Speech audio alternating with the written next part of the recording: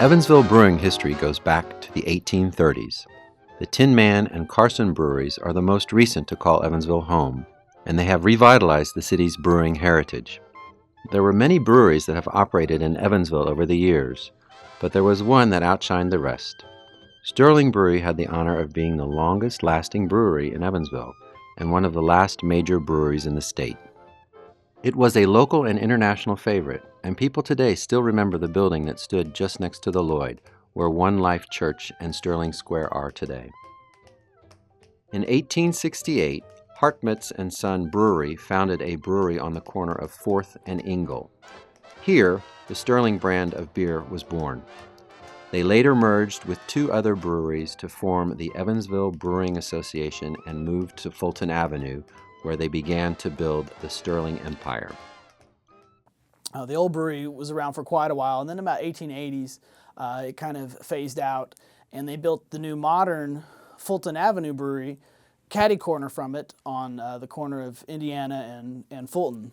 The brewery was a nice big brick building. It was state-of-the-art, and it kind of phased out the old one. I think they tried revitalizing the old brewery, but it really never really got back up to speed. The Fulton Avenue Brewery then was pretty much one of the big ones in town, other than Cook. It expanded quite a bit at the beginning. In the 1890s, there was actually a brick collapse on one of the buildings, and it actually killed a couple of the workers there.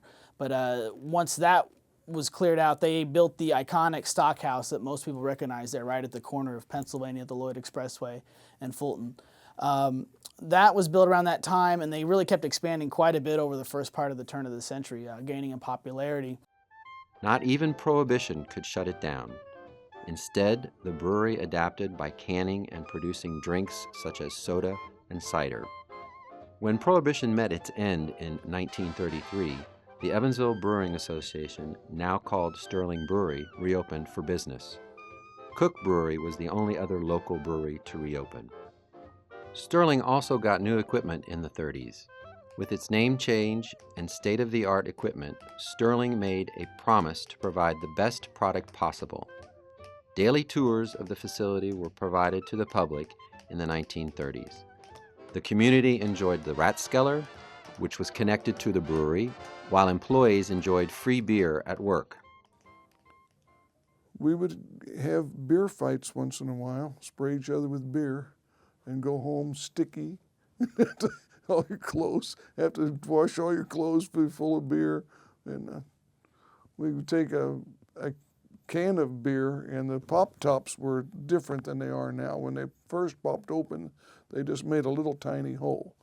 So you take a can of beer and you put it on a motor or something, it's hot, and you get it hot, and then you pop it open, and then you throw it in the middle of a bunch of people, and it sprayed beer everywhere like a fountain. And that was a kind of a favorite thing for us to do to one another if we were trying to get even. The beer was very popular with consumers, and it was said that Sterling beer is a goblet full of flavor and friendliness. It's the difference between licking dry lips and feeling wonderfully quenched and refreshed. It's an invitation to throw care and tension overboard. It's escape into a loose-tide land of relaxation and contentment. Sterling's popularity reached far and wide. They shipped their products all over the world, from Canada to Japan. In 1956, 3 visitors from the Russian embassy visited Evansville and went to Sterling Brewery. They wondered why they couldn't buy Sterling beer in Washington, and went as far as to say that they like vodka and beer equally well and prefer to take each straight and not in combination. The 50s also saw the rise of Sterling Bell. She became the face of Sterling beer, and she was on many commercials, television specials, and radio shows. 1972 brought more change to Sterling. The company was purchased by G. Heilman Brewing Company, a brewery based in La Crosse, Wisconsin. John Galstead was his name. He was supposed to be the hatchery man. He was supposed to come down and close it up.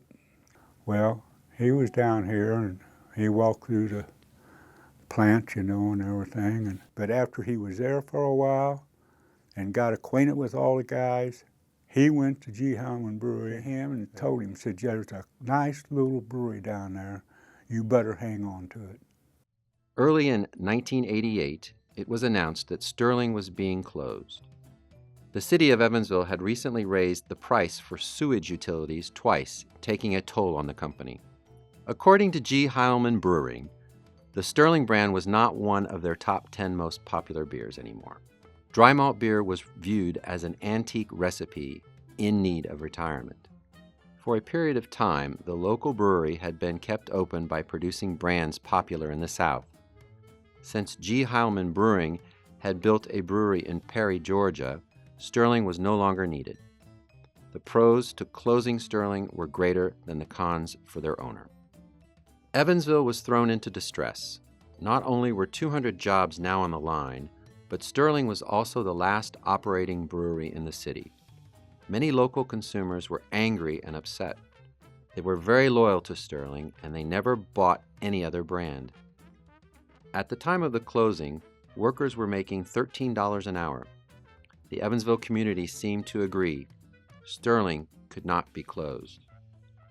Under the leadership of the union, Brewery Workers Local 1153, workers quickly began brainstorming ways to buy the brewery themselves. If every employee contributed $5,000, they would have $1 million. They had 12 weeks to decide, and the clock was ticking. Tom Mullerin, a union official, determined it was just not possible for the workers to purchase it, but if the right investors got behind it, the brewery could be saved. The right investors came from the Evansville Brewing Company. John Durnan, owner of Cook Label Company, Mark Mattingly, a local attorney, and John Brzezinski of Texas came together to found this company with explicit purpose of saving Sterling Brewery. Together, they bought it along with a few other brands from G. Heilman Brewing. On Tuesday, September 20th, 1988, workers were finally able to report back at 7 a.m. to begin work again. Production picked up, and by 1994, Sterling was shipping 40% of its product overseas, mostly to Japan, Great Britain, and South America. Unfortunately, 9 years after the miraculous saving of the brewery, they were forced to declare bankruptcy.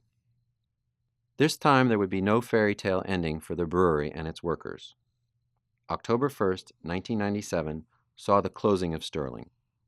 The Evansville Brewing Company closed Sterling's doors for good.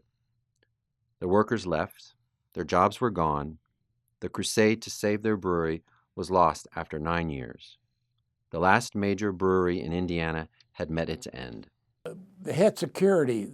The last month or so before the brewery closed, they brought security in, and they worked around, stayed there because it was shutting down. And the security guard and I were the last ones to close the door.